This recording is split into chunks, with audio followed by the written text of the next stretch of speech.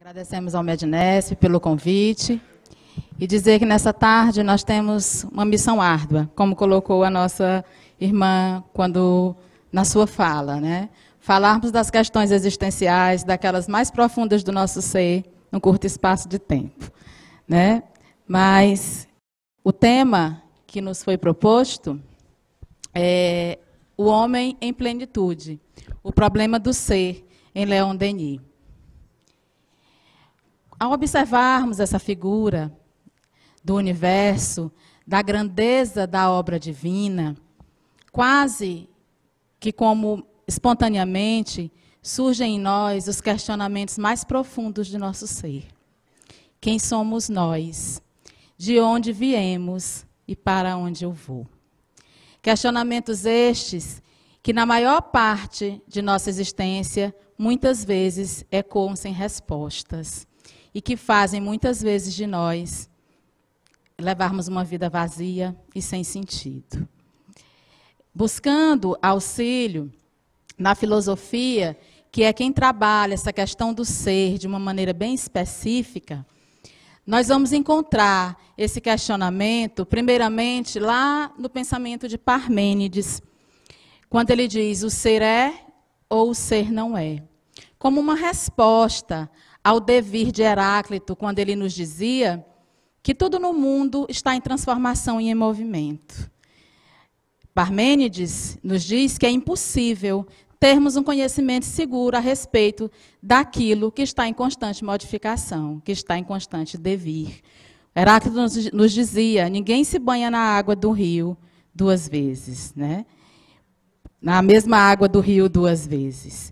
Porque todas as vezes que entramos nessa água, ela já é outra, ela já passou. Então, Parmênides inaugura um espaço para o surgimento da metafísica, e mais especificamente, posteriormente, da ontologia, que é a ciência que estuda esse ser enquanto ser.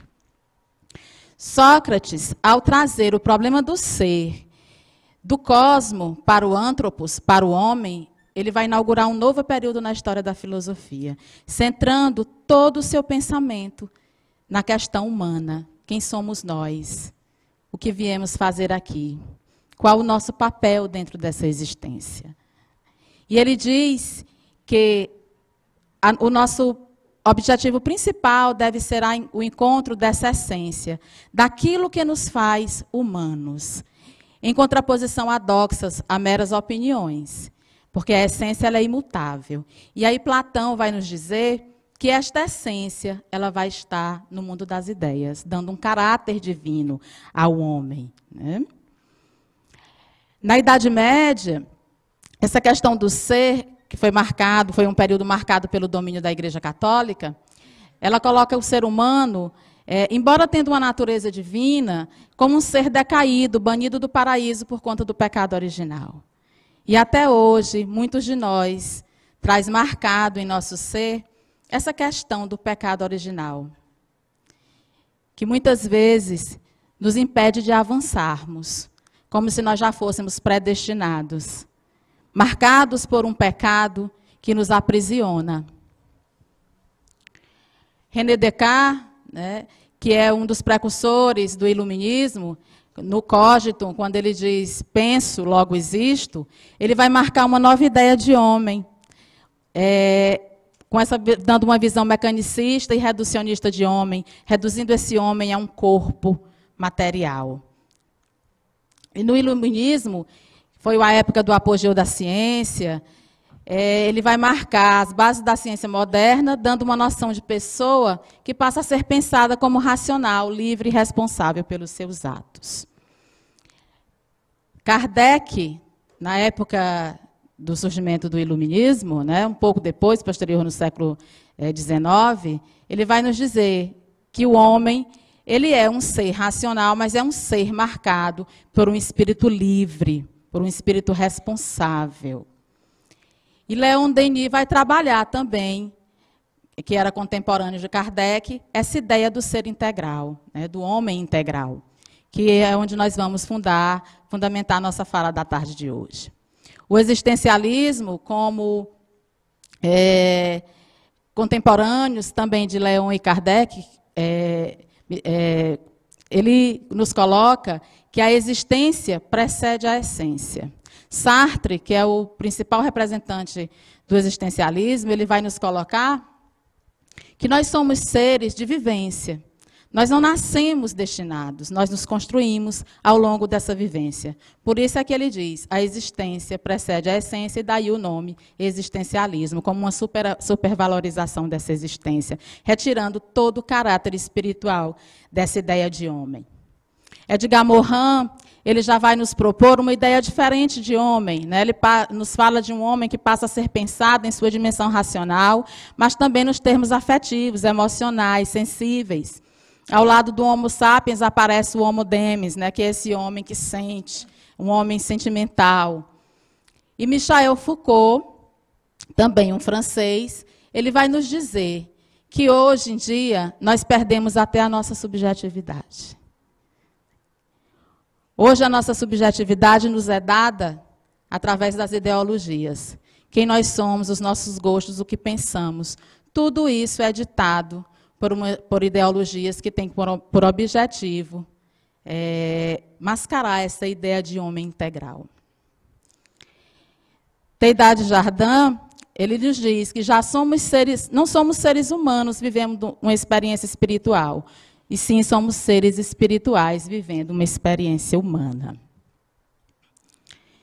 Como a gente falou anteriormente, nós vamos pautar a nossa fala lá em Leon Denis, nessa ideia do homem integral.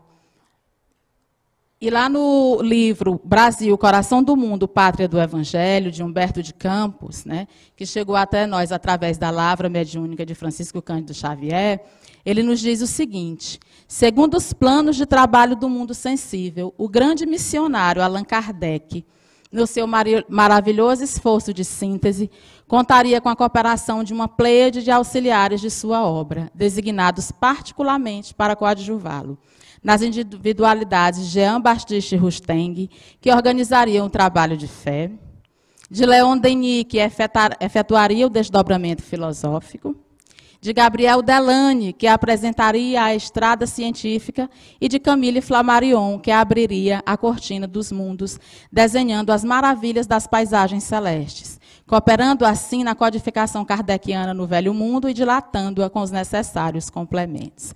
Então, Leon Denis é colocado nessa obra, né, de Humberto de Campos como o filósofo e o apóstolo do Espiritismo, né? E a nossa fala de hoje vai ser pautada num livro dele chamado O Problema do Ser, do Destino e da Dor, mas relativamente à primeira parte, que é onde ele trata dessa questão do ser, né? Ele começa o livro nos indagando: quem somos nós? O que nós somos? E o que nós observamos, que para respondermos essa pergunta, ela precisa ser, para nós entendermos o problema do ser, essa pergunta ela precisa ser respondida não apenas filosoficamente. Ela precisa ser respondida intimamente. Esse conhecimento ele precisa se dar de dentro para fora, porque, do contrário, nós ficaremos apenas com a teoria e com o conhecimento e com uma prática diferenciada. Que é o grande problema que nós enfrentamos na vida atual. A nossa prática, ela não condiz com os espíritos que nós somos. Victor Hugo, ele também nos dizia isso, quando ele fala, lá no livro O Problema do Ser, do Destino e da Dor, Leon Denis reproduz a sua fala, quando ele diz assim: é dentro de nós que devemos olhar o exterior, inclinando-nos sobre este poço. O nosso espírito, avistamos a uma distância de abismo, em estreito círculo, o mundo imenso. Fazendo uma alusão ao pensamento socrático do conhece-te a ti mesmo. Dessa viagem que cada um de nós precisa fazer para o interior de si mesmo, em busca da sua essência. Quem somos nós? O que nós viemos fazer aqui? De onde viemos? Para nós entendermos o que nós somos, nós precisamos entendermos de onde nós viemos. Os espíritos nos dizem que antes de nós nos tornarmos os seres que nós somos hoje, espíritos, nós fomos criados como princípios espirituais ou inteligentes. E este princípio espiritual ou inteligente, ele estagiou nos 3 reinos da matéria. Primeiro no reino mineral, conhecendo e aprendendo todas as forças de atração e coesão, toda a estrutura atômica e química dos átomos. Depois estagiamos no princípio no reino vegetal, e lá começamos aprendendo o processo de produção de alimentos, que é a fotossíntese, o processo de alimentação, trabalhando os filamentos nervosos das folhas na construção das nossas veias, artérias e vasos do futuro.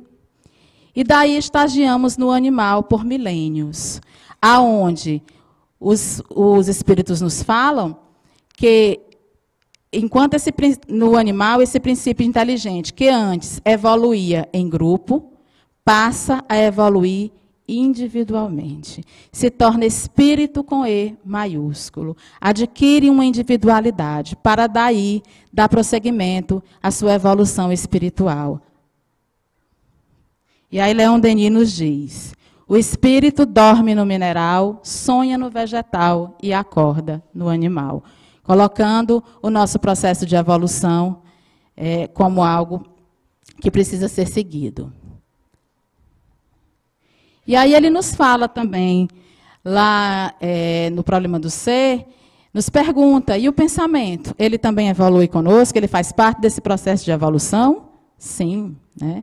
Aonde está gravada a nossa consciência? Lá no princípio inteligente. Como? Quando? No momento de individuação desse espírito, quando ele se torna espírito com E maiúsculo, porque a partir daí ele passa a ser um ser pensante, um ser do universo, morador das estrelas, que continua o seu processo de desenvolvimento do espírito. E ele também nos chama a atenção, Leon Denis, para a questão do nosso pensamento. Ele diz que nós vivemos mergulhados em pensamentos. A todo instante, nós mudamos a psicosfera ao nosso redor através dos nossos pensamentos. E ele nos chama a atenção para o cuidado que nós devemos ter com esse pensamento, porque é ele que antecede a nossa ação. Quando ele diz assim, trabalhar o pensamento é uma conquista, pois ele é o início de tudo, ele antecede a palavra e a ação. Já é uma grande conquista nós pensarmos em não fazermos mal a ninguém. A nós observarmos esses pensamentos, adquirirmos o hábito de termos bons pensamentos, para assim conseguirmos contribuir na evolução do nosso ser. O pensamento é criador, não atua somente em roda de nós, influenciando nossos semelhantes para o bem ou para o mal. Atua principalmente em nós, gera nossas palavras, nossas ações, e com ele construímos dia a dia o edifício grandioso ou miserável de uma vida presente e futura. Então, o nosso presente e o nosso futuro depende daquilo do que pensamos. Quer ter um futuro feliz? Modifique os pensamentos. Observe o que você pensava e observe o que foi que esse pensamento gerou em você no presente. A personalidade integral. Nós precisamos essa ideia de que nós já viemos, de que nós já existimos, de que nós já éramos.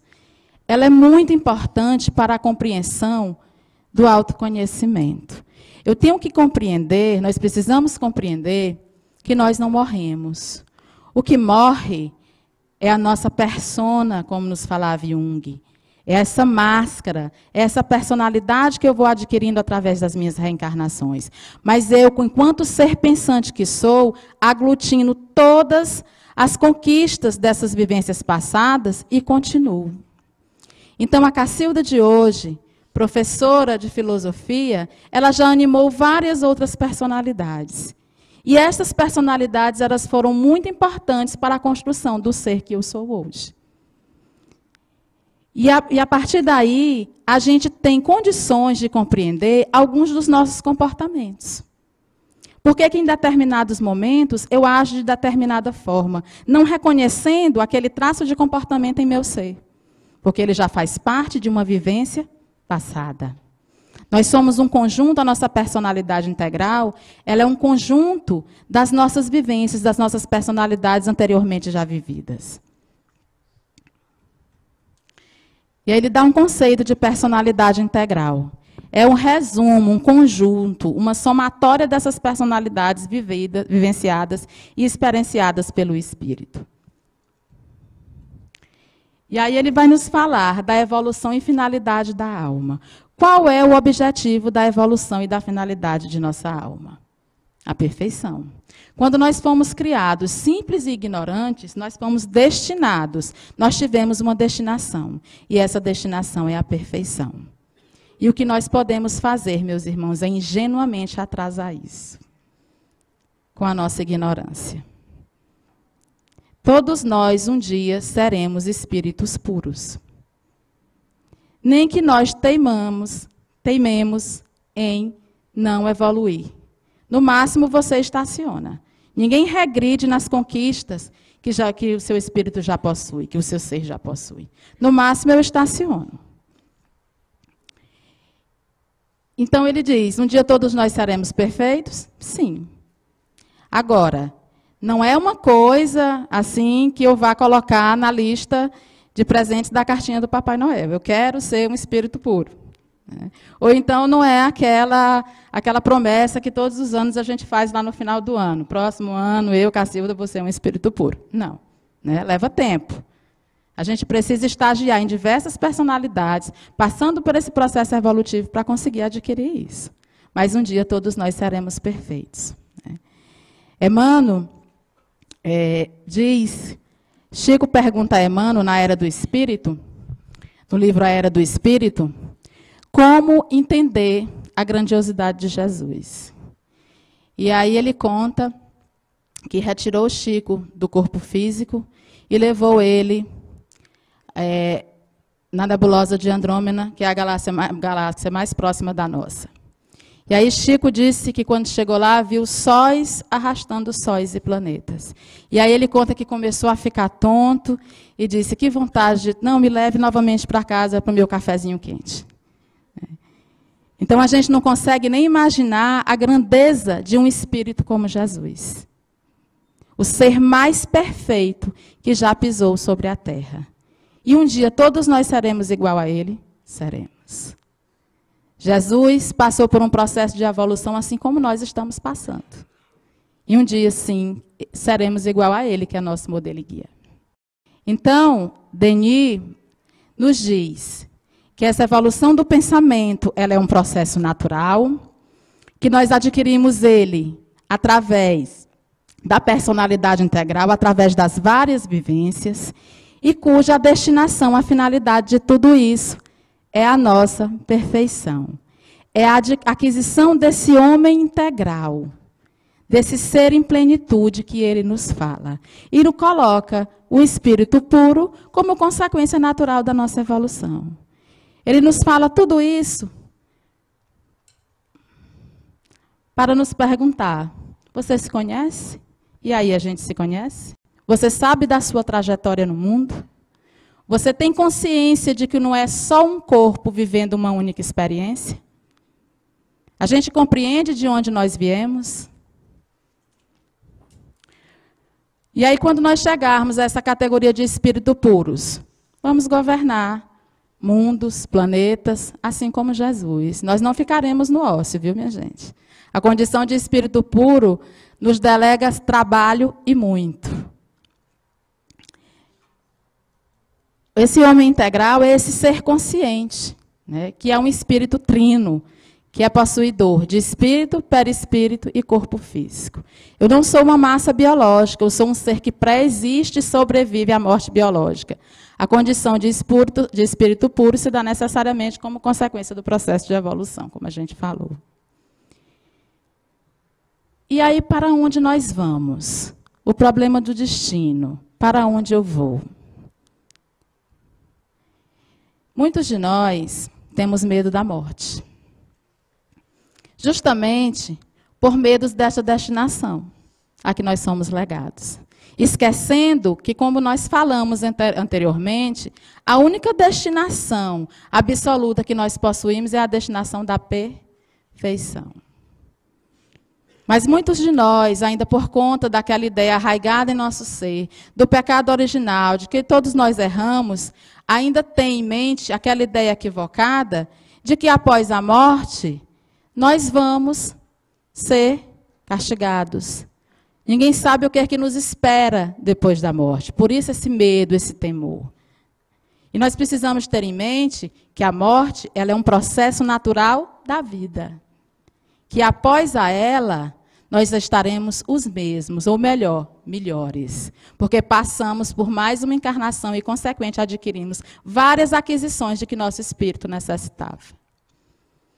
O Espiritismo, como filosofia, nos trouxe o livre-arbítrio e nos colocou que a única coisa a que estamos destinados de forma irrestrita é a perfeição.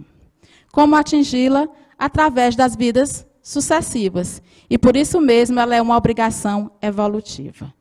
E como fica a questão da liberdade? A nossa amiga nos falou da depressão como uma angústia, como uma busca de liberdade. Né? Como fica a nossa questão? Nós somos seres livres? Somos. Deus nos destinou com livre-arbítrio. Porque se assim não fosse, nós seríamos meros joguetes na mão da espiritualidade.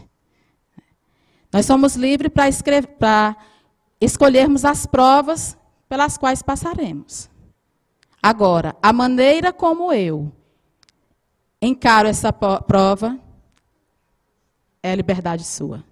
Se eu vou vencê-la, se eu vou encará-la de forma digna, se eu vou suportar, se eu vou aprender ou se eu vou cair, é do nosso livre-arbítrio. Essa lei evolutiva, ela tem como princípio a justiça e a responsabilidade. Todo o processo de evolução do ser tem como pressuposto a ideia de justiça e responsabilidade. E o que é justiça? É o próprio princípio da caridade. Não fazer aos outros aquilo que eu não quero que faça comigo. Para nós que ainda somos espíritos falidos, em processo de evolução, melhor, essa justiça ela ainda é imposta. Todas as vezes que eu escolho, automaticamente, eu aciono a lei de ação e reação, a lei do retorno. A responsabilidade, ela é algo diretamente ligado e proporcional à minha liberdade. E eu não tenho como não escolher. Sartre, que é um filósofo francês do século XIX, ele nos dizia o seguinte, que o homem está fadado a ser livre, porque até quando eu digo eu não vou escolher, eu já escolhi, não escolhi. Então, escolhas nós fazemos a todo instante. E essas escolhas automaticamente geram uma responsabilidade. É a lei de causa e efeito que nós conhecemos tão bem. Né? Ela é uma consequência natural do nosso livre-arbítrio. O problema da dor, que é outro ponto que ele toca no livro. Né? Ele coloca assim, que a dor ela é educativa, nunca punitiva. Nós não somos castigados, nós somos convidados ao refazimento de nossos equívocos passados. E existe dor em todos os níveis da nossa evolução. A espiritualidade nos diz, meus irmãos, que muitas vezes eles tentam nos alertar através de uma palestra, de uma palavra de um amigo, de uma mensagem, de um sonho, mas nós teimamos em não dar ouvidos. Então, a misericórdia divina e a justiça acionam a lei de ação e reação. Nos manda a dor, para que nós saiamos daquela situação de erro. Nós não precisamos aprender pela dor. Podemos aprender, crescer sim pelo amor. Aliás, é uma das formas mais belas de aprendizado e a maior forma, o maior sentimento que nos impulsiona ao progresso. E uma das coisas mais lindas de se ouvir, como nós ouvimos hoje, no início da nossa sala de hoje, na fala das crianças, que tão bem expuseram o que era o amor. Nós não estamos fadados à dor, mas nós somos convidados ao refazimento. E hoje, quando a doutrina espírita nos fala de uma palavrinha que é muito usada por nós, que é a resignação. Né? Resignar sou eu suportar bem aquela prova que me é imposta.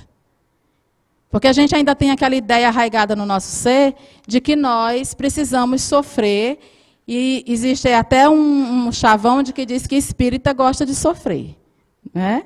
E não é isso. Nós temos o entendimento do que seja essa dor. Temos uma compreensão melhor do que seja essa dor. Por isso é que nós, pelo menos teoricamente, precisamos aprender a suportá-la de uma maneira mais consciente. É resiliência, né? Precisamos ser resilientes, ter essa capacidade de refazimento. Quando Cristo disse, bem-aventurados os aflitos, o reino dos céus lhe pertence, ele não se referia de modo geral aos que sofrem, visto que sofrem todos os que se encontram na terra, quer ocupem tronos, quer jazam sobre a palha. Não é sofrer por sofrer, é bem sofrer, é combater o bom combate.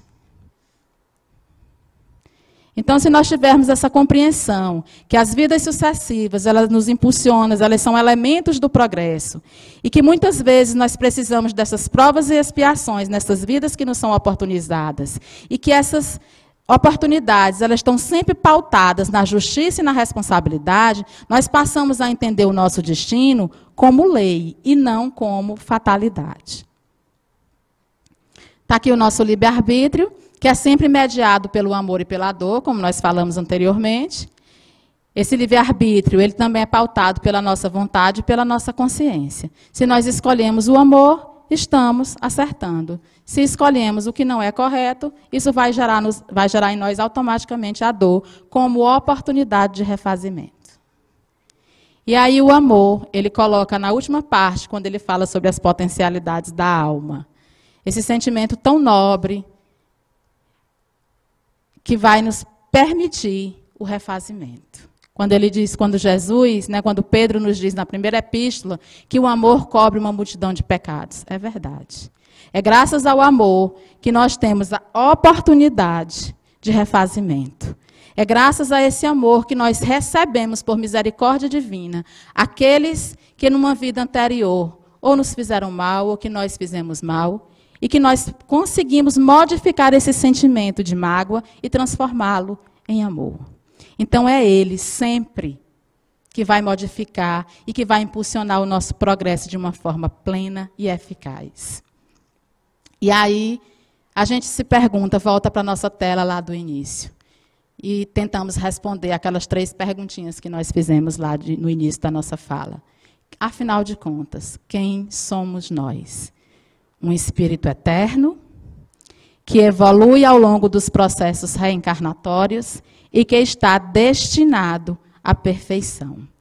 Este, pessoal, é o ser integral de que Leon Denis nos fala, o ser consciente de que Joana nos coloca, e, sobretudo, é cada um de nós. Muito obrigada.